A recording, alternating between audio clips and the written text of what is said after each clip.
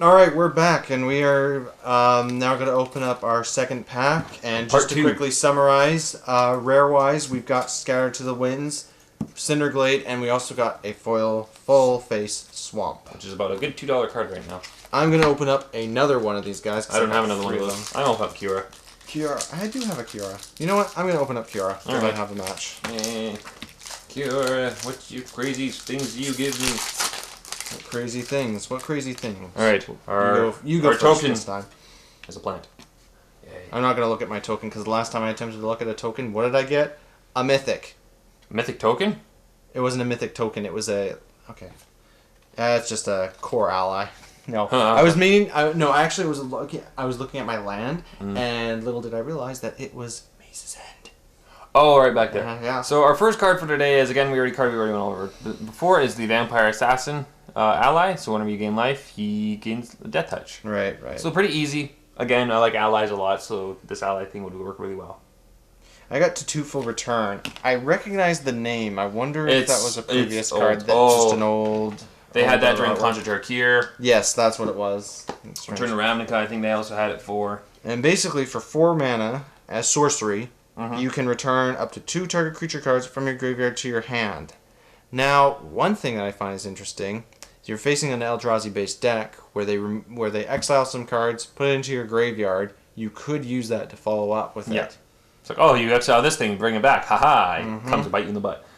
I got a funny new card. It's the Oran Reef Invoker. It's a 2-drop for 2/2, so I'll show it right here. However, its second ability is an 8 mana, so you use 8 mana to use its ability to give it 5/5 and trample. So basically, you give it 8 mana to turn into a 7/7 and trample. I had that card during the pre-release, and it was really fun to work with. I got hit by that card. Yeah. That hurt. Blister Pod. Very simple, 1-drop, green, but still devoid, Eldrazi. And basically when it dies, you just put a Scion on the field. So more ways to bring Scions into the battlefield. And that's about it, really. I got another spell that's been reprinted. It's Dispel. So it's a 1-drop to counter target instant. Only instant spells. Not sorceries, not creatures, not enchantments, but only instant spells. So you can actually dispel a spell if you want to dispel that. But yeah, it's a 1-drop to just counter target instant spell. You can dispel a spell. You can dispel a spell. That would dispel that. You know what? I can't help but think of the D-spell. That's actually spelled D-E and then hyphen spell. Oh no, this is Dispel. Sorry. Yeah, that's Dispel, but D-spell from Yu-Gi-Oh! Spelled it that way. That's why I keep saying Destroy Dispel. magic card, but Dispel. Sorry. I'm so sorry for people who are listening, and I haven't played Yu-Gi-Oh! In a long time, but I do remember that. Anticipate. Look at the top 3 cards of your library. You can put one of them into your hand, and the rest of the bottom of your library in any order. So this is another reprint card. I believe this had this in Fate Reforged or Dragons. I forget when they had this card out. Oh no, it is a reprint.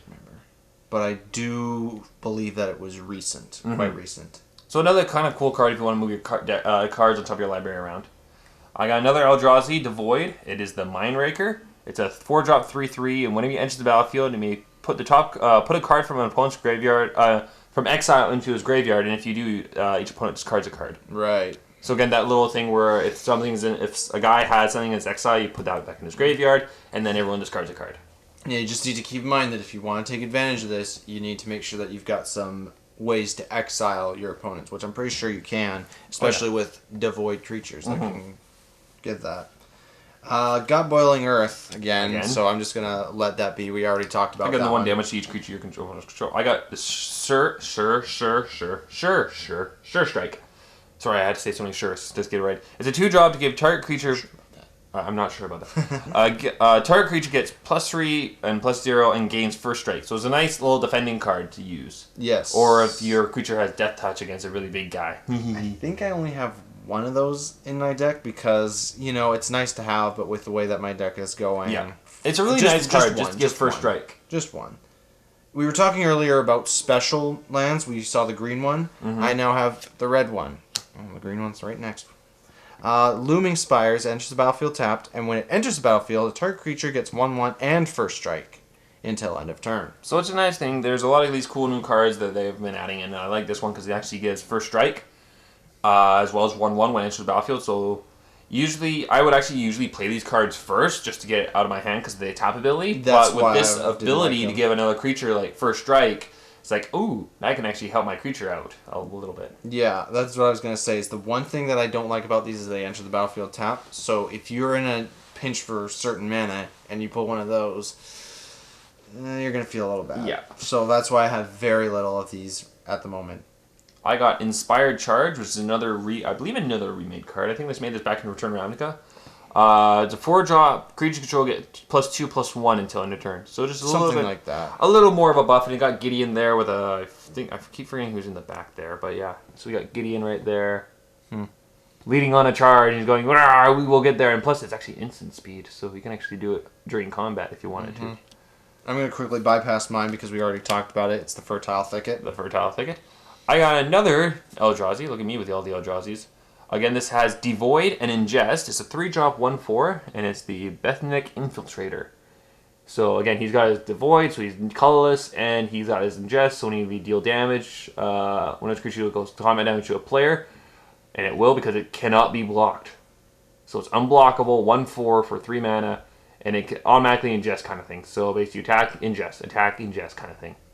So there's where you get your exiled cards into exile, then you can put it back into the graveyard. Another card that I'm going to bypass because we did talk about this too, Snapping Gnarlid. Snapping Gnarlid.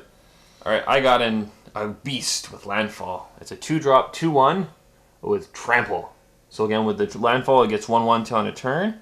But it's one of those kind of cool creatures that if you buff up a lot, like again with that Sure Strike, to give +3 and 0, Trample first strike, this one gives 1/1 when you have land in the battlefield. Or even if you put that one land that gives target creature first strike, this would work a lot. Yeah. So I like this for being a landfall, trample creatures I love. Trample creatures can be interesting. What was that one creature? Was it the beaver? The beaver that had the trample?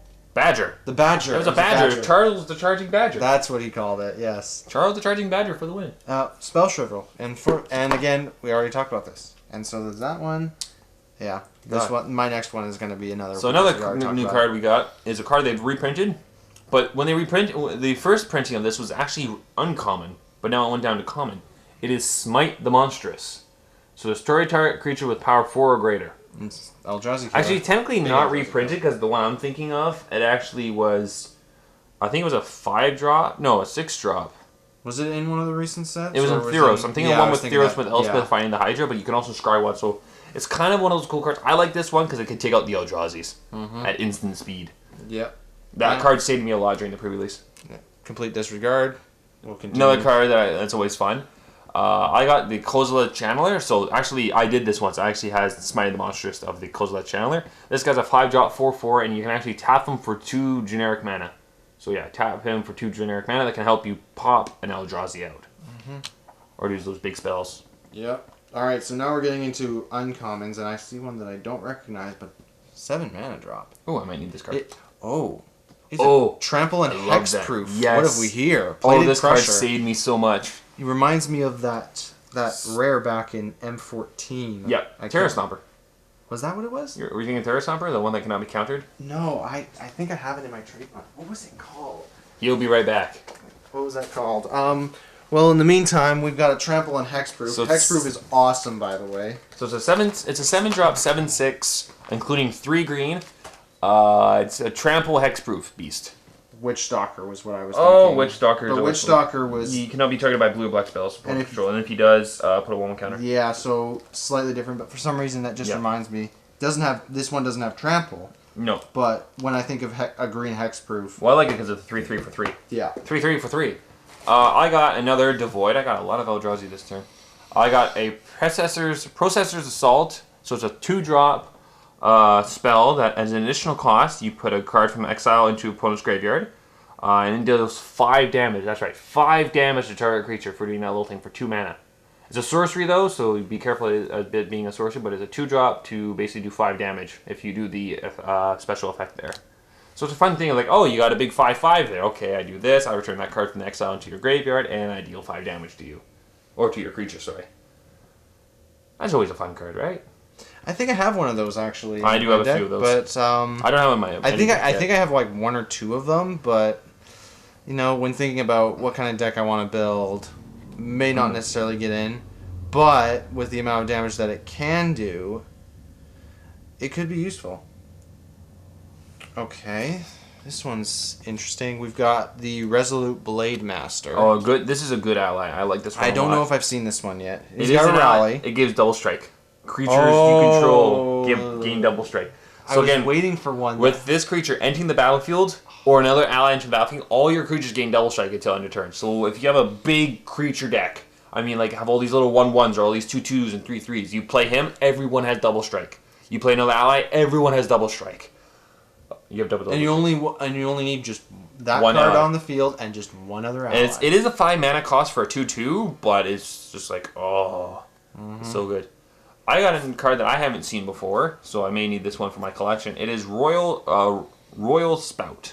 It's a 3-drop, and it is a awaken for 4. So if you actually, it's a 3-drop, awaken for 6 for awaken 4 to put target creature on top of its owner's library.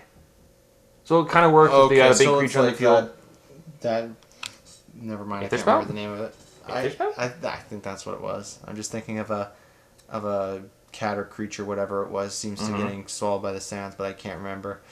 Are we at the... Okay, no, I still got one more. Do you still have one more? I still have one more. Okay, I got a Thrall. A carrier Thrall. You know what a Thrall is? It's a servant, apparently. But this guy's actually a vampire himself. And when he dies, you get to put a 1/1... You get to put the Scion on the field. Yeah, so it's a 2-drop, 2/1, just as again... It's one of those sacrifice kind of cards you want to use. There is a sacrifice deck that would help, and I might be making a sacrifice deck that works a lot well with sacrificing things. But yeah, so if he dies, you get a cool Scion. And again, Scions are sacrifice, so I always like that. So again, sacrifice that, put that thing in to do crazy abilities are always fun. Yeah. I will say this, you know how all cards have like the number on the bottom there? Yes. From the set, this is card number 1. The Bane of Balagred. I have a couple of those. So this is actually kind of like Annihilator, because Annihilator was sacrificed. This one, whenever it attacks, defending player exiles 2 permanents he or she controls. So it's kind of like Annihilator, but this one exiles. So it's a 7-drop, 7/5. So that's how you can get creatures into exile. Look at my rare. You want to look at yours at the same time? time? Can I see your rare? Let me see. Okay. Okay, here's my rare. Okay, so you play your rare. Okay, I know what his is. He knows what mine is. So this is my rare, and it is... Oh, okay, something new. Oh, I thought you had something bigger. No. When you cast Conduit of Ruin, you may search your library for a colorless creature card with converted mana cost 7 or greater, like him.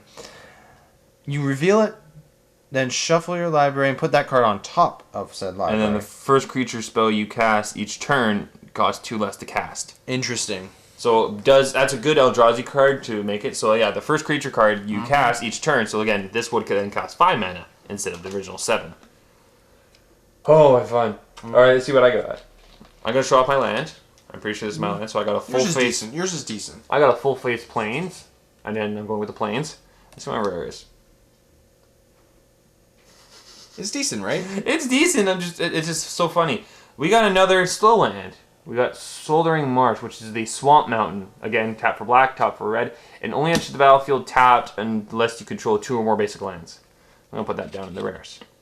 And what crazy shenanigans are you flapping your cards down? Well, I got. Did you get a foil? I did get a foil. I got an island, first of all, and I got one of these. Oh, phew. Yeah. Oh. I thought it was something bigger. I was worried that it was something bigger. That's why I slapped it down. But then the after image said, no, it's not that bad. Okay, so we've already talked about that card. It's a nice, cool foil. Sorry, I thought of something entirely different. Okay. No, I thought it was something bigger at first, too. Before we end this part, I will say, with Battle for Zendikar, they actually released something called Zendikar Expedition Lands. And what Zendikar Expedition Lands are non-basic lands like the slow lands right here, but they're in full art and they are in foil. And basically, they have a high value toward them. And they can be the old Shock lands, the old Fetch lands, and the old Zendikar lands. I did not know that. Oh, that's what I mean. And they actually are in packs, like these ones, and they're usually the foil of the card. So when I see foil in the foil of it, I'm like, oh, good God. Is that an expedition? Oh, so that's what you first think. That's what I first think when I see I got a foil. That's why you were like, did you get a foil? And I was like, wait, why is he so shocked? I was like, it's nothing too bad, right? Right? But yeah, so that concludes part 2. That is part 2. That's part 2. We'll come back for part 3. Yeah, next we'll be opening our 3rd pack and hopefully getting some more interesting cards.